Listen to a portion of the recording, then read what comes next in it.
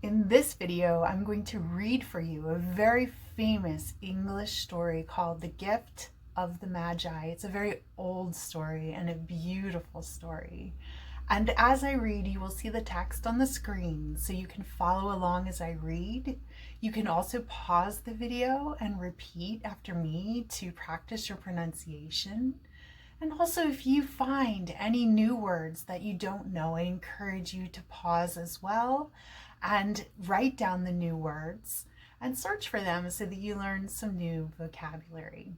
And if you like the video, please subscribe. I plan to do more videos like this, so subscribe, hit the notification bell so that you'll be notified right away when I post another video.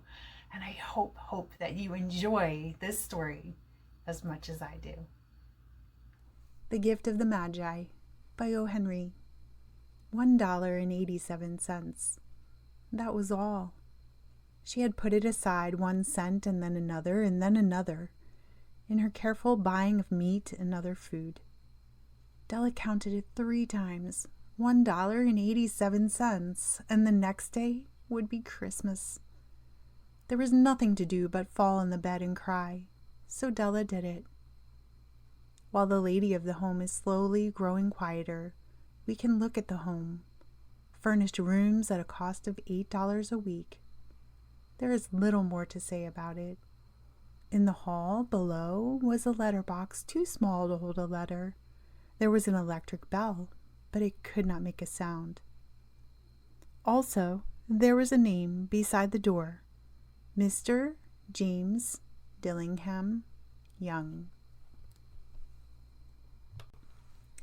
When the name was placed there, Mr. James Dillingham Young was being paid $30 a week.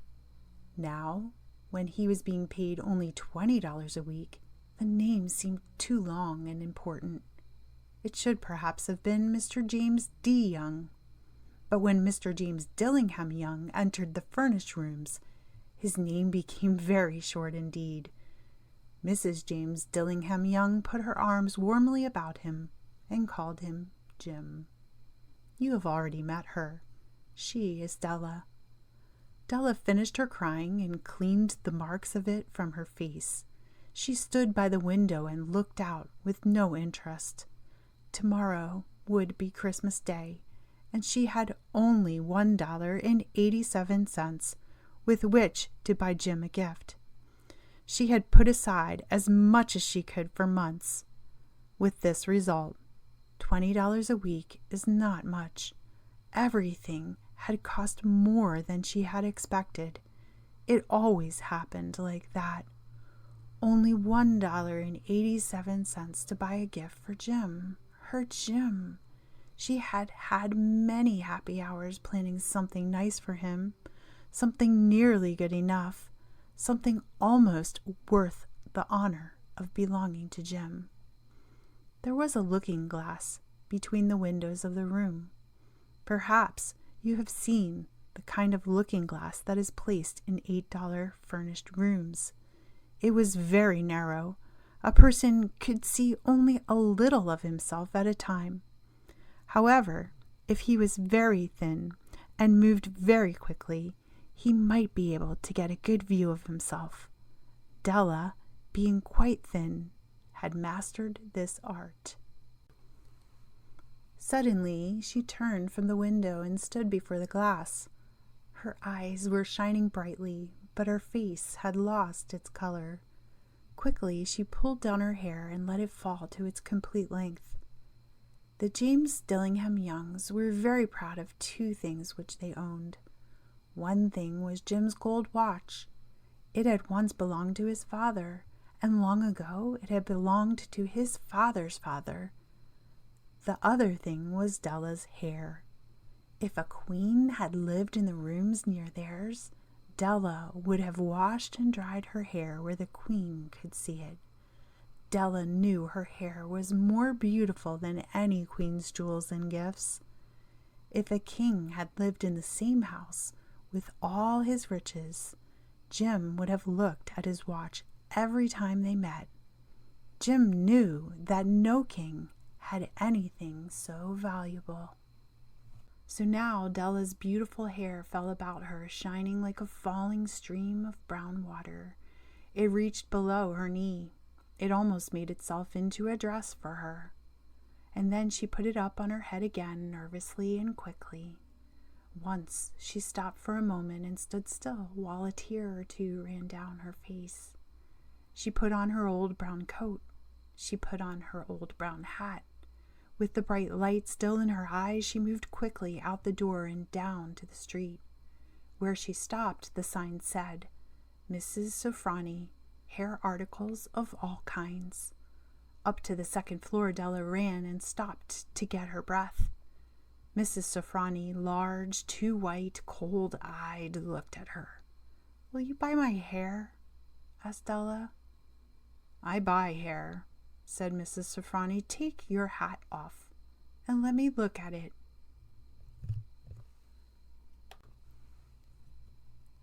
Down fell the brown waterfall. $20, said Mrs. Sofroni, lifting the hair to feel its weight. "Give it to me quick," said Della. Oh, and the next 2 hours seemed to fly. She was going from one shop to another to find a gift for Jim. She found it at last. It surely had been made for Jim, and no one else. There was no other like it in any of the shops, and she had looked in every shop in the city. It was a gold watch chain, very simply made. Its value was in its rich and pure material. Because it was so plain and simple, you knew that it was very valuable. All good things are like this. It was good enough for the watch. As soon as she saw it, she knew that Jim must have it. It was like him. Quietness and value. Jim and the chain both had quietness and value. She paid $21 for it, and she hurried home with the chain and 87 cents. With that chain on his watch, Jim could look at his watch and learn the time anywhere he might be. Though the watch was so fine, it had never had a fine chain. He sometimes took it out and looked at it only when no one could see him do it. When Della arrived home, her mind quieted a little.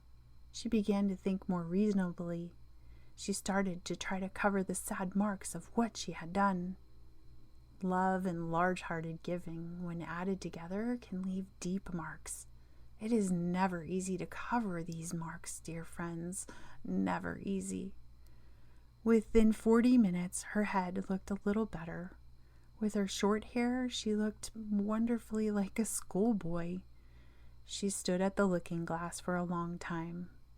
"If Jim doesn't kill me," she said to herself, "before he looks at me a second time, he'll say, 'I look like a girl who sings and dances for money.' But what could I do?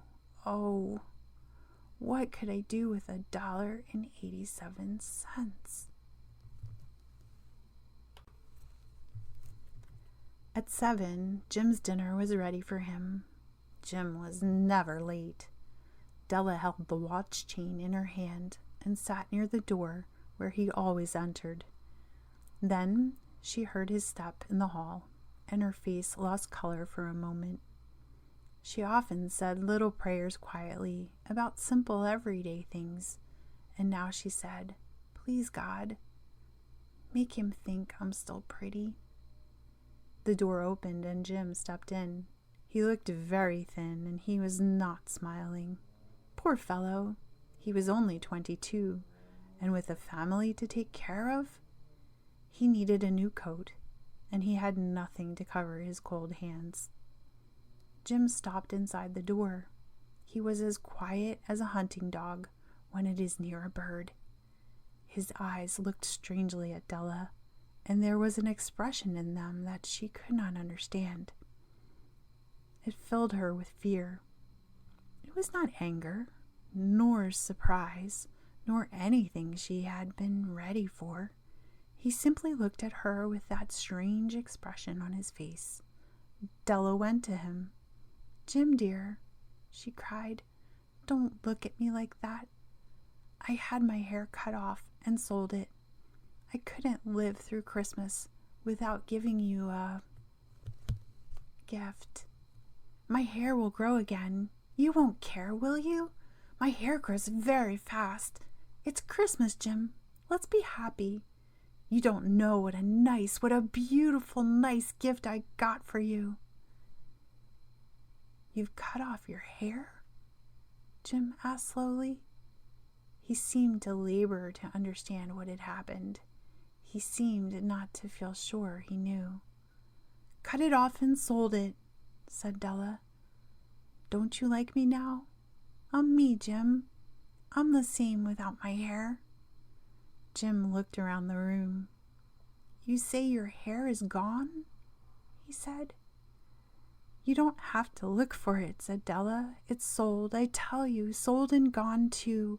It's the night before Christmas, boy. Be good to me, because I sold it for you.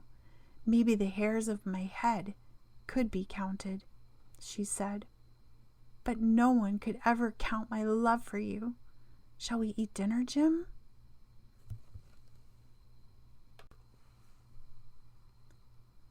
Jim put his arms around his Della. For 10 seconds, let us look in another direction. $8 a week or $1 million a year. How different are they? Someone may give you an answer, but it will be wrong. The Magi brought valuable gifts, but that was not among them. My meaning will be explained soon. From inside the coat, Jim took something tied in paper. He threw it upon the table. I want you to understand me, Dell, he said. Nothing like a haircut could make me love you any less. But if you'll open that, you may know what I felt when I came in.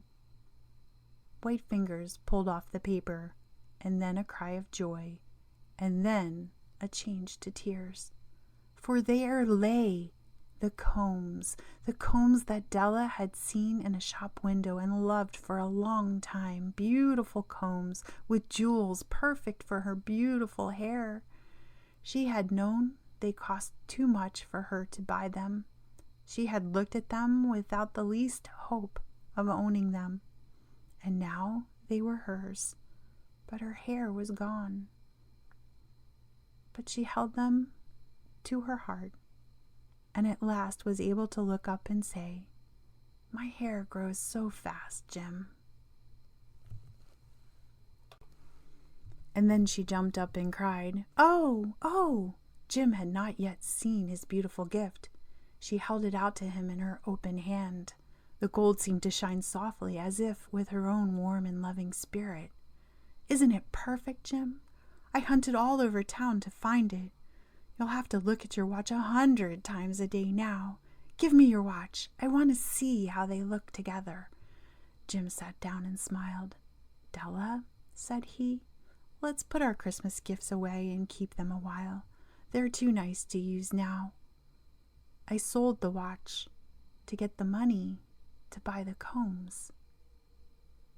And now I think we should have our dinner. The Magi, as you know, were wise men, wonderfully wise men, who brought gifts to the newborn Christ child. They were the first to give Christmas gifts. Being wise, their gifts were doubtless wise ones. And here I have told you the story of 2 children who were not wise.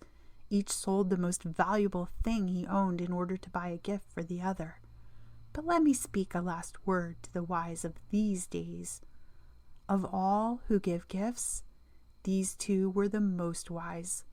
Of all who give and receive gifts, such as they are the most wise. Everywhere they are the wise ones. They are the Magi.